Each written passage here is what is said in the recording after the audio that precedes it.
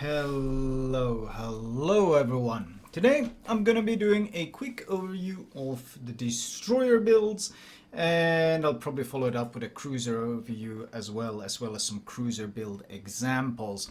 Now obviously I'm not gonna go through every single DD in the game, and I'm not gonna go through every cruiser in the game, but I will give you some examples and things like if I say this works well on a torpedo boat, and this works well on the Shimakaze, Yugoma, and IGN destroyers, then I shouldn't need to show you the same build on the Shiratsuyu as well. You should be able to put two and two together and figure out, hey, it's good on IGN torpedo boats, it's probably good on the Shiratsuyu as well.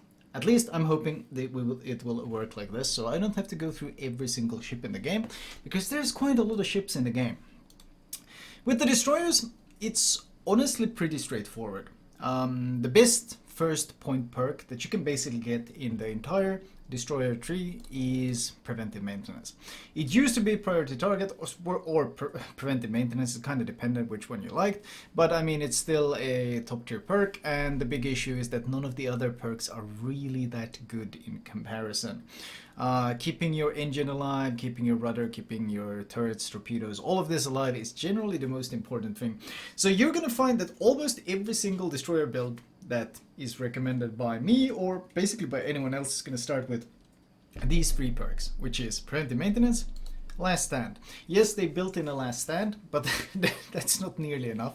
It actually only gives you 20% of your engine power. So even if you're not running last stand and your engine gets broken in a Shimakaze and you normally do 40 knots, now you're doing 8 knots. So yes, you still need last stand. Yes, you can still barely move, but it's not going to keep you alive. Last stand is still basically mandatory, except in some very, very careful try-hard Unicum builds, which generally I don't recommend because even those have to play so passive to make use of it or so careful with the damage con.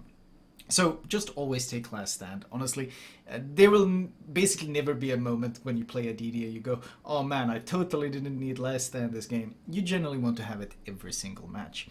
And then there's the follow-up, survivability expert. These three perks, survivability expert of course gives you health. And what is one of the most important things on a destroyer? Staying alive. You will find that basically every single DD build starts with these three. Very straightforward. None of the other perks compete with last stand in the second row, and in the third row, none of the perks compete with the survivability. There are some that can get close. I mean, AR is very good, and sometimes you might go superintendent for an additional heal on some ships, but ultimately, it still doesn't give you the same oomph, the same survivability chunk that just having that extra health does. So, these three, I can confidently say that you can spec this on basically any destroyer in the game, and you will not have made any mistakes yet. Now, this is where we start taking a bit of deviations. When we come to the first 10-point perk, the first 4 tier section. I'm going to show you the most standard of standard builds. This is basically the old standard build that you would run on, well, I mentioned Shimakaze, you would run it probably on a Shima, but you can also run it on, well, Yang, you would be able to run it on the Gearings, Fletchers, basically the entire IGN DD line, the entire European DD line, the American DD line. Basically, this is a torpedo boat build. So you build up concealment, naturally. This is 10 points. Since we are going for a torpedo boat build, you build up fill the tubes, aka faster torpedo reload, and then you build in AR. Faster, once again, even faster torpedo reload if you take damage. So this would be basically a 16-point build. After this point, you build RPF, and especially if you're European destroyers, you build Liquidator, because they have the lowest flooding chance, so they get really the biggest benefit from this one. It really helps them out in starting fires. This build, you can basically run on anything that is a full torpedo boat or a hybrid torpedo boat, that basically something like a gearing where you build for torps, but you still can use your guns, or submerge, same thing, Yang, same thing, Holland, same thing. There is basically no DD that uses its torpedoes that will particularly suffer from running this build. It is very good. I would say these are the mandatory. This is the 14-point mandatory. Get this first. After you have gotten the 14 points, at this point you can make some choices. You can go 18 points radiolocation and then start saving up for adrenaline rush. or you can go adrenaline RPF. It depends honestly on how highly you value radiolocation and how well you can use it. Generally, I would probably personally go for radiolocation first, because I think it just gives you so much utility and information and blah blah blah. It's really really good. But on the other hand, if you don't feel you need it, or if you're something like Holland that basically can take on anything anyway, you can go AR. But this build, I don't think there's going to be a single torpedo boat out there that is going to particularly suffer from running this build. It's probably going to be, if not the best, one of the best builds you can run on across the board, basically every single torpedo boat. Pan-Asian, European, American, IGN, blah blah blah, all of them. They all work fantastically with this. Now, the big changes that they made is basically the BFT has been nerfed. So this means, of course, that the value of BFT has dropped. You don't really want to get it quite as easily. Priority target has gotten more expensive, so what used to be a very standard first point perk for me has kind of gotten removed from there as well.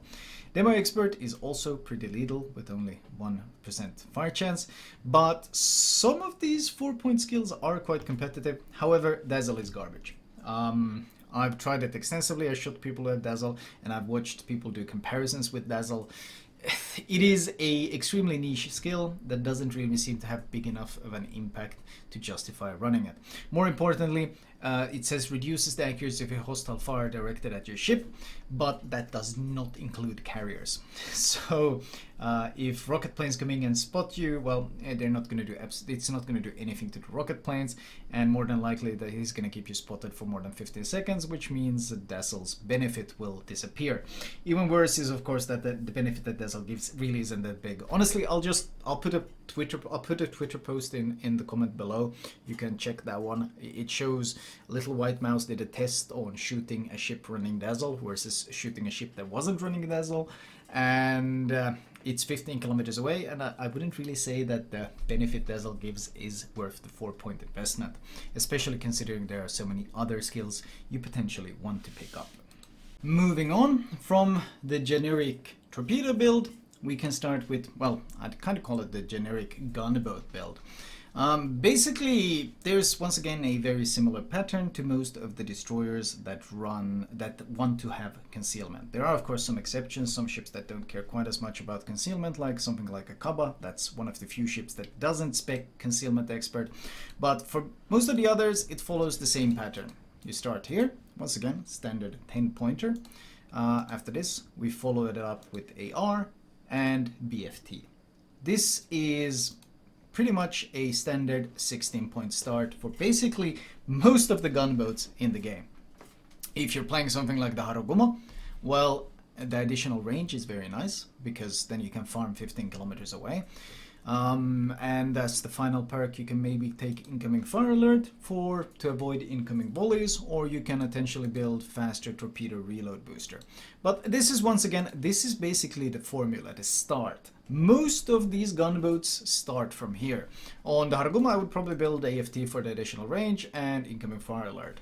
Alternatively, you could trade BFT for IFHE, that is your choice, but a build like this would be absolutely fine on the Akizuki, on the Kitakaze, basically these gunboats. And from this basis, you can build a lot of the different gunboats builds as well. If you're playing gunboat Z52, once again, you probably want to go range, and then you probably want to buff your torpedo flooding chance. This is Z52 example. If you're building, let's say, Kleber, you want to build my ambush build. Well, you want the faster turret traverse, obviously, and then you probably want RPF to be able to hunt down the enemy destroyers. This is my classic Kleber ambush build. Are you noticing how they are very, very similarly built on the very same basis? And then we got, if you want to go something like Marceau, well, then we probably don't spec BFT. Then we spec AFT, but then instead we spec Fearless Brawler. So we would spec, actually we can respec, oops, sorry, we can respec out of this. This would be my Marceau build. I would probably spec something like, we have 4 points. Yeah, probably spec the additional range. So this would be the Marceau build, but we have these, honestly, these very, very standard, very same builds. In fact, this is probably the build I would also run on the Småland. So both Marceau and Småland would do excellently with this build. In which order you take it? Fearless Brawler is probably, well, it is 10% reload, but in terms of effectiveness, you want to start with always getting these are the first 13 points. These are the first 13 points. I would say in basically any build you go, these are the first points. After that, you start specializing a bit, depending on what exactly it is you want. But this applies to, you can kind of figure it out yourself. Do you need RPF? Yes, no. You can spec it.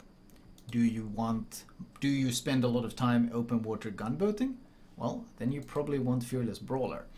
There are of course exceptions if you go full farm builds, then you don't want concealment. Like there's those full Kleber farm builds where you completely skip concealment expert and you just go Fearless Brawler and you go, let's say something like this maybe. That I could see that being just a full farming build. You can even go expert loader if you don't go close range. But there's a lot of builds, but the basic skills that are being utilized are the same. You might note that Superintendent is seeing a lot less popularity, and that's really because of the increase in the price, or well, in the increase in the price of everything. I'd say the only one that would stand out here is the Daring, who doesn't really need RPF the same way, because it can kind of outgun everything it faces. So we can probably go this. Once again, we start standard, we follow it up, once again, standard.